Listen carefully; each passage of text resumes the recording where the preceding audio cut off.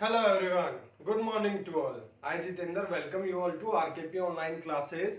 As you know beta chapter 5 is going on and introduction of modern periodic table we have already discussed in our previous class. So now the time for the discussion on the trends. So what are the trends in modern periodic table trends?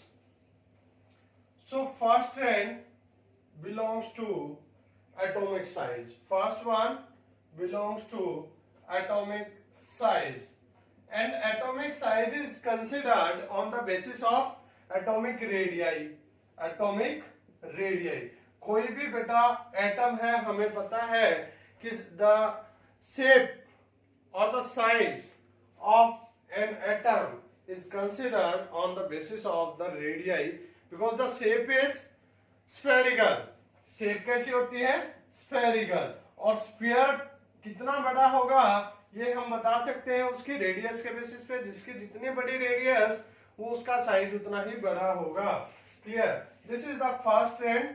Second one, first is atomic size. Second one is boiling point और melting point. Clear? And third, metallic character. Main trend हम discuss करेंगे character. Next one reactivity. Next is ionisation enthalpy. Enthalpy means energy. Enthalpy means beta energy. Clear? And more also we will discuss there as I will get an idea that this is important. I will tell. So first of all हम इन्हीं को discuss कर लेते हैं. ये आपकी periodic table है, कुछ ऐसी आपको दिखती है. क्लियर है? ये होगी, ये आपकी पीरियोडिक टेबल होगी. क्लियर है? इस टाइप से ये आपका एफ ब्लॉक हो गया, फालतू ब्लॉक. ये आपका एस था, ये डी था, ये आपका पी ब्लॉक, ये एफ था. क्लियर है? हम डिस्कस करेंगे अब ट्रेंड्स. तो फर्स्ट वन एटॉमिक साइज. देखो बेटा हमने डिस्कस किया था कि यहाँ पर कौन सा एलिमेंट है? हाइड्रोजन है, यहाँ लिथियम है, यहाँ आपका सोडियम है. क्लियर है? लिथियम और यहाँ था आपका सोडियम. क्लियर है? इलेक्ट्रॉनिक कॉन्फ़िगरेशन जब आपने लिखी थी, हाइड्रोजन का एटॉमिक नंबर होता है 1, तो कॉन्फ़िगरेशन आएगी इसकी 1 ही, के एल और एम. फिर लिथियम था, लिथियम का 3 था, तो कॉन्फ़िगरेशन आई थी आपकी 2 1. फिर सोडियम है, सोडियम आपका 11 है, तो कॉन्फ़िगरेशन आई आपकी 2 8 1. क्लियर है? तो डाउन द ग्रुप इनको क्या बोलते हैं? ग्रुप. क्या बोला था हमने? ग्रुप. क्लियर है? पूरा लिख देता हूं, GROUP, ग्रुप. और ये थे हमारे पीरियड. क्या थे बेटा? पीरियड. रो को हम पीरियड बोलते हैं, कॉलम को हम ग्रुप बोलते हैं. क्लियर है?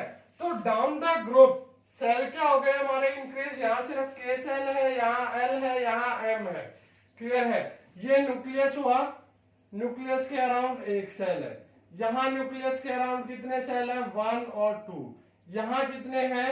3. 1 2 एंड 1 मोर इज 3. तो साइज क्या हो रहा है हमारा? इंक्रीज हो रहा है.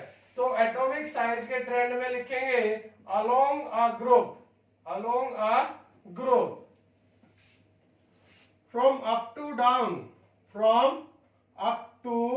Down size will increase. Atomic size will increase. Atomic size क्या होगा? इंक्रीज होगा. क्लियर है? ये था. दूसरा, जब एक पीरियड के अलोंग चलेंगे, पीरियड के अलोंग, देखो लिथियम का एग्जांपल ले लेता हूं मैं. इसको इरेज कर दिया, हाइड्रोजन को भी इरेज कर दिया मैंने. अब लिथियम में क्या है? लिथियम के बाद बेरिलियम है, यहाँ बोरॉन है, carbon, nitrogen, oxygen, fluorine, neon, ये है. तो बेरिलियम का जब मैं देखूंगा 4, तो आ जाएगी कॉन्फ़िगरेशन 2 2. बोरॉन की देखूंगा 5, तो ये आ जाएगी 2 3. तो देखो जो इलेक्ट्रॉन की फिलिंग हो रही है वो एल में ज्यादा हो रही है. अब जितना एटॉमिक नंबर होगा उतने ही नंबर ऑफ प्रोटॉन होंगे। मींस इसमें क्या है, जो लिथियम है, लिथियम में न्यूक्लियस, न्यूक्लियस के अराउंड फर्स्ट में 2 और फिर इसके अराउंड एल में कितना है 1। नेक्स्ट में बेरिलियम में ये न्यूक्लियस हो गया, फर्स्ट में कितने, इसमें 2, नेक्स्ट में कितने हैं 2।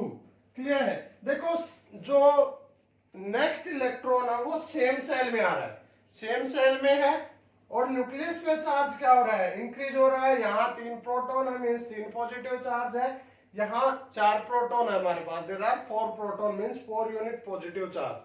अब न्यूक्लियस आपका पावरफुल हो रहा है और उसको इलेक्ट्रॉन को अट्रैक्ट करना है सेम डिस्टेंस से, तो जितना ज्यादा न्यूक्लियस स्ट्रॉन्ग होगा वो उसको स्ट्रॉन्गली अट्रैक्ट करेगा।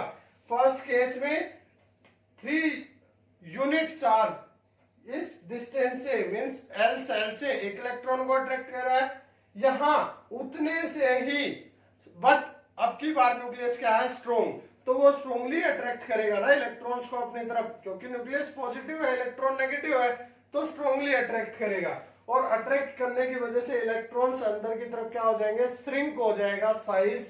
तो उसमें क्या होगा, from along a period from left to right, बोल देता हूं बेटा, from along a period from left to right atomic size will decrease. Clear है। नेक्स्ट पॉइंट, तो फर्स्ट को इरेज कर दूं, आई होप कि क्लियर हो गया होगा। क्लियर है, तो फर्स्ट को मैं कर देता हूं बेटा इरेज। अब है सेकेंड वन, तो ये हो गया क्लियर। बॉइलिंग पॉइंट और मेल्टिंग पॉइंट, अब साइज जितना बड़ा होगा वो उतना ही अनस्टेबल होगा, साइज जितना छोटा होगा वो उतना स्टेबल होगा। अब देखो साइज हमने क्या देखा कि अप टू डाउन में इंक्रीज हुआ है, मींस वो साइज हो गया बड़ा, बड़े साइज में जो पॉजिटिव नेगेटिव का अट्रैक्शन है वो वीक होगा, मींस उसको ब्रेक करना इजी हो जाएगा। ब्रेक मींस उसको फ्यूज करना। क्लियर है। बॉइलिंग और मेल्टिंग का मतलब, मेल्टिंग था उसको फ्यूज करना, मींस सॉलिड से लिक्विड में लेके आना, और बॉयल लिक्विड से गैस के अंदर कन्वर्ट करना। तो जितना साइज बड़ा पॉजिटिव नेगेटिव का अट्रैक्शन उतना ही कम, मींस वो स्टेबल कम होगा। ठीक है। तो अप टू डाउन में साइज क्या हुआ था आपका, इंक्रीज हुआ था, साइज क्या हुआ था, इंक्रीज, यानी कि अनस्टेबल हो जाएंगे, नीचे की तरफ आके बड़े हो जाएंगे, तो अनस्टेबल मींस उनको फ्यूज करना, बॉईल करना, मेल्ट करना क्या हो जाएगा, इजी हो जाएगा। इजी होगा तो कम एनर्जी लगेगी, तो means boiling point, melting point कम टेम्परेचर पे आएगा। तो इनका क्या लिखेंगे, अलोंग अ ग्रुप क्या हो जाएगा, मेल्टिंग पॉइंट और बॉइलिंग पॉइंट क्या हो जाएगा, विल डिक्रीज हो जाएगा, क्योंकि साइज आपका हो गया इंक्रीज। साइज इंक्रीज हो गया तो वो अनस्टेबल हो जाएगा। अनस्टेबल को थोड़ी सी एनर्जी देके क्या किया जा सकता है, उसकी स्टेट चेंज की जा सकती है। But along a period size क्या हुआ था, डिक्रीज हुआ था। तो यहां पर क्या हो जाएगा, मेल्टिंग और बॉइलिंग पॉइंट क्या हो जाएंगे, इंक्रीज हो जाएंगे। क्लियर है। पहले इंक्रीज होंगे फिर डिक्रीज होंगे। तो आपको तो एक जनरल ट्रेंड फॉलो करना है, आप यही बोलोगे कि क्या हो जाएगा, इंक्रीज हो जाएगा। क्लियर है। तो नेक्स्ट वन, मेटेलिक कैरेक्टर। देखो बेटा ये तो आपको यही देखने पर मिल जाएगा कि एक तो डिस्कस करेंगे इसको अलोंग अ ग्रुप, और दूसरा अलोंग अ पीरियड। क्लियर है। तो ग्रुप में क्या होगा, ग्रुप आपका ये है, ठीक है।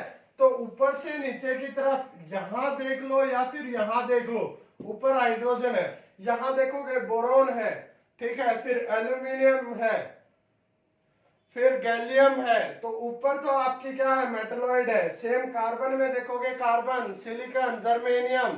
क्लियर है। तो ऊपर तो नॉन मेटल है, फिर मेटलॉइड, और नीचे की तरफ मेटल है, आप ऑब्जर्व करोगे। तो ऊपर नॉन मेटल, नीचे मेटल, तो ऊपर नॉन मेटल में मेटेलिक कैरेक्टर नेग्लिजिबल है, मींस डाउन द ग्रुप आए, नीचे मेटल आई, तो मेटेलिक कैरेक्टर क्या हुआ, इंक्रीज। तो क्या हो जाएगा, along a group from up to down, metallic जो कैरेक्टर है, मेटेलिक कैरेक्टर वो क्या होगा, इंक्रीज होगा। क्या होगा? इंक्रीज। आप पूरा लिखोगे स्टेटमेंट के फॉर्म में। फिर along a period, period means from left to right, left to right भी लिखा आपको मिल सकता है, पीरियड अलोंग अ पीरियड भी आपको लिखा मिल सकता है। देखो यहाँ आपकी लिथियम बेरिलियम मेटल है, इस तरफ आए तो नॉन मेटल आ गई, तो मेटेलिक कैरेक्टर क्या हुआ? डिक्रीज हुआ। Along a period metallic character will decrease. क्या हो जाएगा? डिक्रीज हो जाएगा। क्लियर है बेटा? फिर आयनाइजेशन एंथैल्पी की जब हम बात करते हैं, आयनाइजेशन एंथैल्पी, तो एंथैल्पी होता है एनर्जी। मैंने आपको बताया एंथैल्पी क्या है बेटा? एनर्जी। और आयनाइजेशन मींस आयन बनाने के लिए। और आयन की यहाँ पर बात करेंगे कि इलेक्ट्रॉन को लूज करके आयन बनेगा मेटल्स का। ठीक है, मेटल के बेसिस पे लेंगे इसके। तो द रिक्वायर्ड एनर्जी, अगर इसको डिफाइन करना हो तो 11th क्लास में आपका डिफाइन करना आ सकता है, मे बी 10th में आए ना आए, I don't know, but 11th में आता है बेटा डेफिनेशन। तो आयनाइजेशन एंथैल्पी क्या होती है? The required energy to lose one electron, electron को लूज करने के लिए। ठीक है, आयन तभी बनेगा ना जब इलेक्ट्रॉन लूज या गेन करेगा। तो मेटल क्या करती है? लूज करती है। तो इलेक्ट्रॉन को लूज करवाने के लिए कितनी एनर्जी रिक्वायर्ड है? तो उसको बोलेंगे आयनाइजेशन एंथैल्पी। देखो ऊपर से नीचे साइज इंक्रीज हुआ था तो बाहर का इलेक्ट्रॉन दूर चला गया था, तो दूर के इलेक्ट्रॉन को लूज करवाना क्या होता है? इजी। देखो जैसे फैमिली का एग्जांपल लेते हैं, एक हमारे बिल्कुल पास में है, हम उसको कंट्रोल करके रखते हैं। एक बच्चा हमसे दूर है तो उस पर हमारा कंट्रोल कम होता है, तो उसको उसकी डायरेक्शन चेंज करना इजी होता है बाहर वालों के लिए। क्लियर है? उसको डिफरेंट डायरेक्शंस में लेके जाना इजी हो जाता है, क्योंकि वहां पर वो हमारे कंट्रोल में नहीं है। तो सेम यहाँ पर है आयनाइजेशन एंथैल्पी। तो जो आपके छोटे कंपाउंड होंगे वो स्टेबल होंगे, तो उनके इलेक्ट्रॉन को लूज करवाने के लिए एनर्जी की रिक्वायरमेंट है वो ज्यादा होगी। तो ऊपर स्मॉल साइज के थे तो उनकी एनर्जी ज्यादा, नीचे बिग साइज था तो उसकी एनर्जी होगी कम। तो इसमें लिखेंगे along a group, along a group ionization enthalpy will decrease. Clear बेटा? फिर लेफ्ट टू राइट की जब बात करते हैं along a period, along a period में क्या होगा? Along a period, along a period, तो पीरियड में साइज डिक्रीज हुआ था, साइज डिक्रीज होने की वजह से ये क्या हो जाएगी? Ionization enthalpy will increase. But यहां पर आपकी बेटा कॉन्ट्राडिक्शन आ जाती है इसमें पीरियड में, क्योंकि जनरल ट्रेंड हम 10th तक डिस्कस करते हैं। कहीं आप कल को 11th क्लास में जाओ और आपको वहां पर ये बताया जाएगा कि पहले साइज आपका डिक्रीज होता है फिर इंक्रीज होता है। क्लियर है? 10th क्लास में तो जनरल आप ट्रेंड डिस्कस करते हो, बट 11th में आपको बताया जाएगा कि हाफ तक आपका क्या होगा? डिक्रीज होगा, फिर आपका इंक्रीज होगा। वो किस वजह से इंक्रीज होता है? इलेक्ट्रॉन इलेक्ट्रॉन रिपल्सन की वजह से।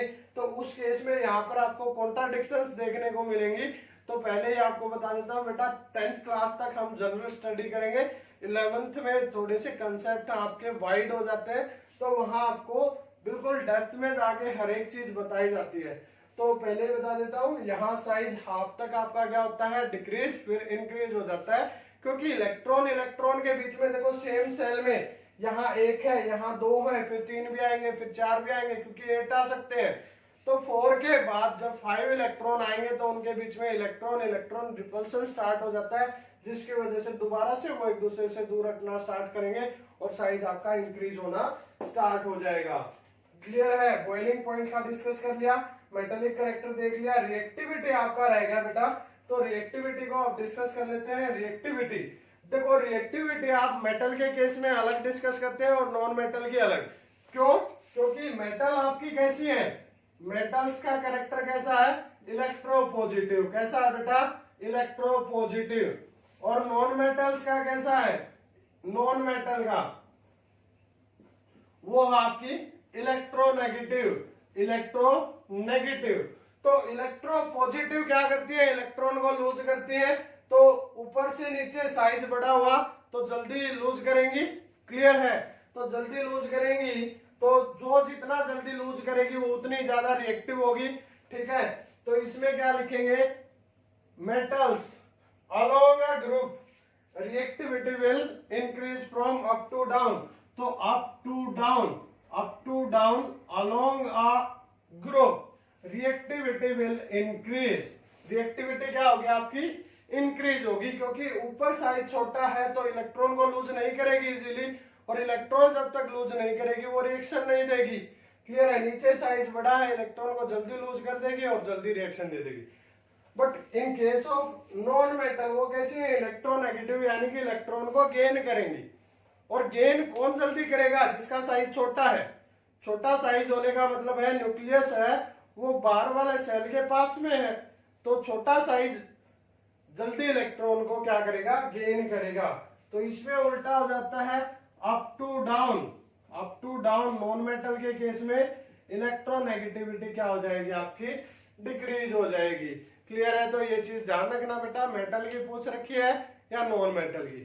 फिर इलेक्ट्रोनेगेटिविटी पूछ लेता है, तो इलेक्ट्रोनेगेटिविटी देखो ऊपर आपका क्या है, इलेक्ट्रोनेगेटिविटी होता है tendency to gain the electron, ठीक है?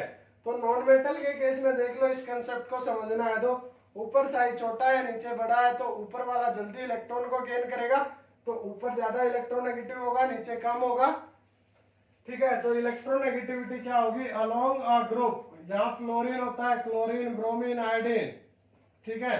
तो फ्लोरीन आपका सबसे जल्दी इलेक्ट्रॉन को गेन करेगा क्योंकि छोटा साइज है, जल्दी इलेक्ट्रॉन को अट्रैक्ट करेगा न्यूक्लियस। तो इलेक्ट्रोनेगेटिविटी का ट्रेंड जब डिस्कस करते हैं तो along a group from up to down electronegativity will decrease. Clear है? और इलेक्ट्रोपॉजिटिविटी उसका उल्टा हो जाती है बेटा। क्लियर है? इलेक्ट्रोनेगेटिविटी और पॉजिटिविटी आपका मेटल्स का करेक्टर है, और नेगेटिविटी इलेक्ट्रोनेगेटिव एलिमेंट्स वो आपके नॉन मेटल्स हैं। तो ये थे बेटा आपके ट्रेंड। कोई डाउट है, you can take your doubt. Thank you, have a nice day बेटा।